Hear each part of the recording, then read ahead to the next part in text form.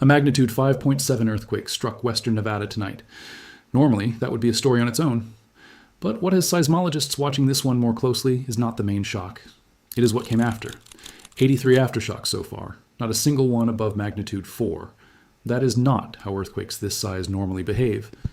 And it is the reason nobody is calling this over yet.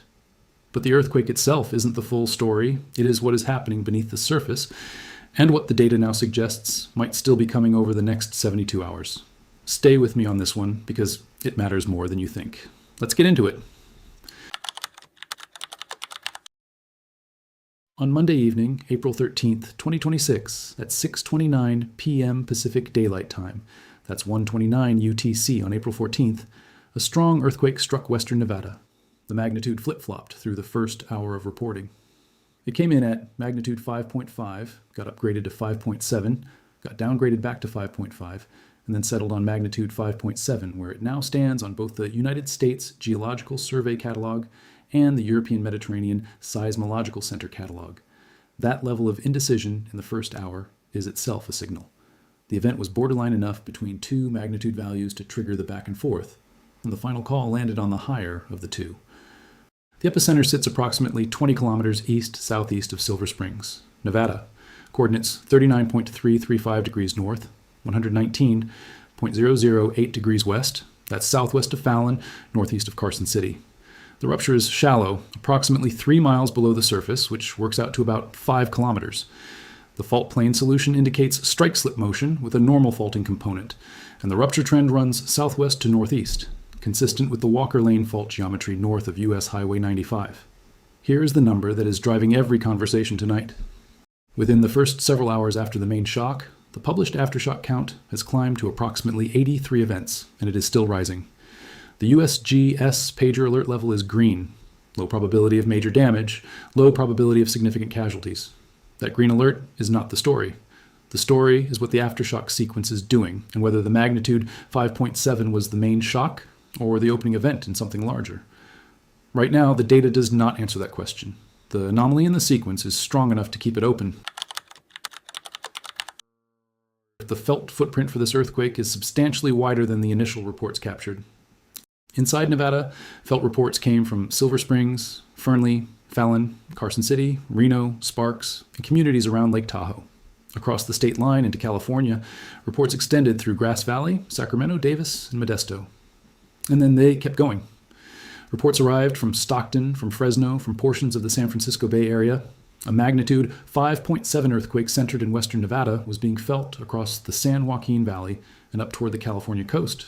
The felt corridor spans more than 300 kilometers east to west. A typical event of this size is felt at distances of 100 to 200 kilometers. Tonight's earthquake pushed well past that for two physical reasons. The first is depth. A rupture at 5 kilometers below the surface radiates more of its energy into surface waves than a deeper event would. Surface waves are the ones that carry the rolling, shaking ground motion people feel at regional distances, and they attenuate more slowly than body waves. A shallow earthquake reaches further because of physics, not because the magnitude is higher than reported. The second factor is the crust the waves are traveling through. Western Nevada and eastern California are part of the Basin and Range extensional province. The crust there has been mechanically thinned by tens of millions of years of stretching, and it is relatively uniform across hundreds of kilometers. That kind of crust is an efficient transmitter for the type of seismic wave that carries earthquake energy at regional scale. Put those two factors together. A shallow hypocenter, producing strong surface waves, propagating through thinned, efficient crust. The result is what the San Joaquin Valley and the Bay Area experienced tonight. This is not an exotic effect. This is standard basin and range physics. What is not standard is what the fault system behind this earthquake actually is. Ask any American to name a dangerous fault in the United States, and you will hear two answers: the San Andreas or the Cascadia subduction zone. There is a third, and it is the one that just ruptured. It's called the Walker Lane. The Walker Lane is not a single fault. It is a belt, a broad zone of distributed deformation, roughly 100 kilometers wide, running along the eastern flank of the Sierra Nevada. It starts in the south, near the Gulf of California. It runs through western Nevada and eastern California. It extends north to the Modic Plateau in northern California and southern Oregon. Hundreds of kilometers long, 100 kilometers wide, and it cuts directly through the growing population corridor of northern Nevada.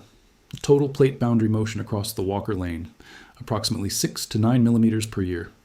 That's crustal blocks sliding to the northwest relative to central Nevada at a rate close to 1/4 of an inch per year. Not much on a human timescale, but over geological time it accumulates. Here's the statistic that should change how you think about this belt. That 6 to 9 millimeter per year figure represents approximately 20 to 25% of the entire Pacific North American plate boundary budget. The remaining 75 to 80% is accommodated by the San Andreas system to the west. Roughly 1/4 of the plate boundary motion in the western United States runs through a fault system most Americans have never heard of. The Nevada Seismological Laboratory characterizes the Walker Lane as transtensional strike slip, blocks sliding past each other horizontally while simultaneously being pulled apart. Tonight's fault plane solution, strike slip with a normal faulting component, matches that regional geometry precisely. The consequence of a distributed belt is that the motion budget is not concentrated on one master fault. It is spread across dozens of smaller faults, some well mapped, some only partially characterized, some almost certainly still unmapped. Tonight's magnitude 5.7 could represent stress release on a minor structure. It could also represent the early failure of a segment capable of much larger rupture. In the first hours after an event on a distributed belt, the available data cannot discriminate cleanly between those two possibilities. In the aftershock sequence, the behavior of the rock volume around the rupture is the first place to look for clues. The Walker Lane is mechanically coupled to a second tectonic system, the Basin and Range Extensional Province. In the Basin and Range, continental crust is being pulled apart east to west. Western Nevada sits at the western edge of that zone, where Walker Lane, strike-slip motion meets basin and range extension, multiple fault geometries, strike-slip, normal, and oblique, coexist in the same rock volume. Stress released on one fault, geometry can reload a neighboring fault. That process is called Coulomb stress transfer. Here is the statistic most Americans do not know. Nevada ranks third among all U.S. states in tectonic seismic hazard. Third, behind Alaska, behind California, ahead of everyone else. That ranking comes from the Nevada Seismological Laboratory and is reflected in the USGS National Seismic Hazard Maps. Not contested, not controversial inside the geoscience community. Public perception does not match the data. Most Americans think of Nevada as Las Vegas, desert, road trips. They do not think of it as the third most seismically dangerous state in the country. And the hundreds of thousands of people who have moved from California to Nevada over the past decade, chasing lower housing costs, escape from wildfire country, have not been moving out of earthquake country. They have been moving into a different corner of it. Population exposure in the affected corridor: Silver Springs at 5,629, Lyon County at 65,088 in 2025, Carson City at roughly 60,000, Reno at 282,000, Sparks at 112,000, Fallon at nearly 10,000. More than 525,000 people live inside the broader Walker Lane deformation corridor. A rupture on any of several poorly characterized structures in this zone could produce strong shaking across every one of those communities at the same time. This is where the story gets unusual. Approximately 83 aftershocks have been logged in the first hours. The largest, so far, is magnitude 3.9. And that is the anomaly. For a main shock of magnitude 5.7, Gutenberg-Richter statistics predict 5 to 30 aftershocks in the magnitude 4 to 5 range within the first several days. So far, this sequence has produced 0 events at magnitude 4.0 or greater, not one. 83 events logged, all of them below 4. The expected largest aftershock for a 5.7 main shock is typically about 1 full magnitude unit smaller, on the order of magnitude 4.5 to 4.7.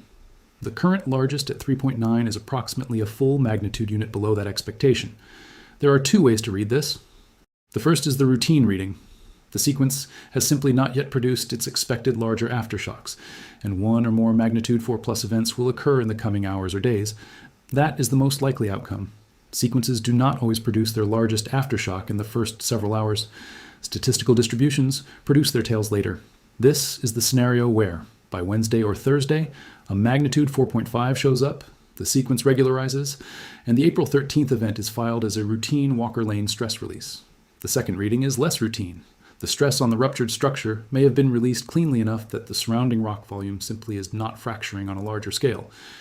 In that case, the stress has not actually been fully released. It remains loaded, and the eventual magnitude 4 plus event may not occur on the same structure. It may occur on a neighboring fault inside the same Walker Lane corridor. That is the scenario where tonight's 5.7 gets reclassified as a foreshock.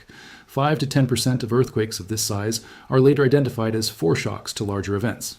The anomalously quiet aftershock sequence does not prove tonight's event is a foreshock. It does raise the priority of that question, and the broader regional context pushes the question further. Western Nevada has a recorded history of major earthquakes over the last 111 years. Not one, not two, 4. 1915, the Pleasant Valley earthquake, magnitude 7.2. 1932, the Cedar Mountain earthquake, magnitude 7.1. 1954, the Fairview Peak earthquake, magnitude 7.1.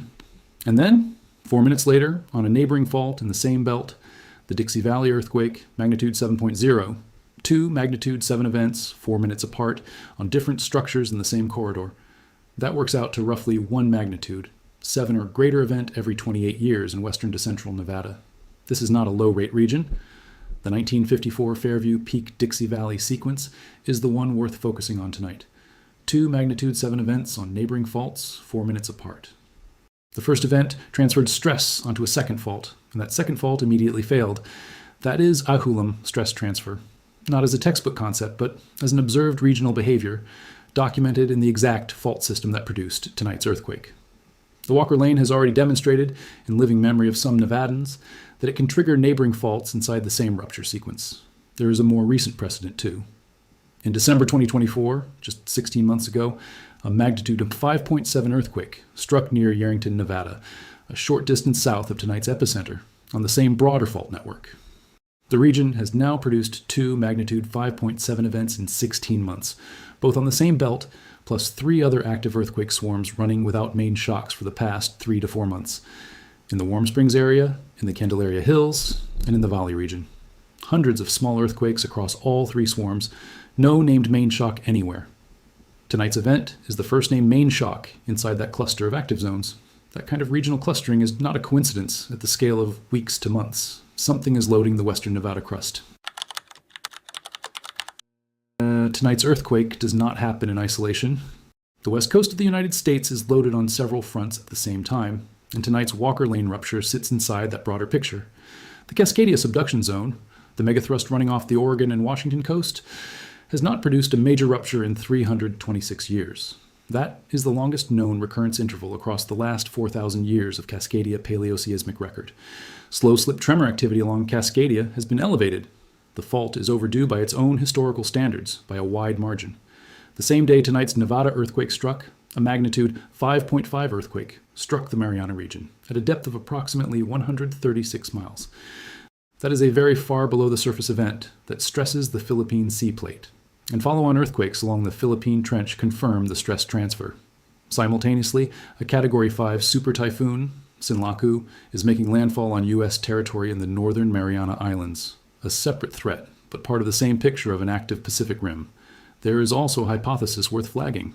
Geophysicist Stephen Burns has been discussing a working hypothesis that connects offshore Pacific seismicity with inland basin and range activity through a shared mechanism, the subducted Farallon-slab.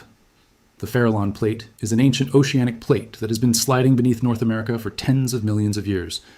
Fragments, the Juan de Fuca plate and the Cocos plate, Trincomoto 8, remain at the surface. The rest sits far below the western United States as a subducted slab of rock. Burns has noted that in December 2024, a magnitude 7.0 earthquake at the Juan de Fuca triple point was followed 4 days later by a magnitude 5.7 earthquake in Nevada. And a separate earthquake swarm along the Juan de Fuca/Pacific plate boundary was observed approximately 24 hours before tonight's Nevada event. The hypothesis is that the subducted slab provides a conduit for hydrothermal or tectonic energy between the coast and the basin and range. This is a working hypothesis, not an established mechanism. But it offers a testable framework for the pattern, and the pattern is now showing up for a second time in 16 months. Here is what the next 24 to 72 hours will show. If 1 or more magnitude 4+ aftershocks arrive, the sequence regularizes and the rate of events decays smoothly. Tonight's earthquake gets filed as a routine Walker Lane stress release. That is the most likely outcome. The aftershock anomaly resolves itself. The pager alert stays green. The Reno-Carson City corridor gets a reminder of the ground it is living on, and the story fades from the news cycle within a week. If the aftershock sequence stays anomalously quiet and a larger event shows up on a neighboring fault inside the Walker Lane corridor, tonight's 5.7 gets reclassified as a foreshock. That is the less likely outcome. But it is the scenario the Walker Lane has demonstrated it is capable of. In 1954, 4 minutes apart on neighboring faults, the mechanism is still loaded into the rock. What to watch? USGS real-time feeds for Western Nevada. The aftershock catalog, specifically whether any event crosses the magnitude 4.0 threshold. The Nevada Seismological Laboratory updates, tremor and slow slip signals from Cascadia, any additional activity along the Juan de Fuca/Pacific Plate boundary, and the pager alert status, whether it stays green or gets upgraded. Beyond the immediate event, the larger point is that the West Coast is under pressure from several directions at once. Tonight's Walker Lane rupture, the anomalously quiet aftershock sequence, 3 other active Nevada swarms, the Cascadia overdue clock, the Mariana earthquake far below the surface, and the offshore Juan de Fuca activity, all tell a consistent regional story. Stress is accumulating across multiple systems simultaneously, and the systems are coupled. When one releases, the others are the candidates to go next. Whether tonight's event is the main shock or the first of something larger will not be answered in the next 12 hours. It will be answered over the coming days by what the aftershock sequence does, what the neighboring structures do, and whether the expected magnitude 4+ event shows up where it is supposed to. This is developing. We'll be tracking it.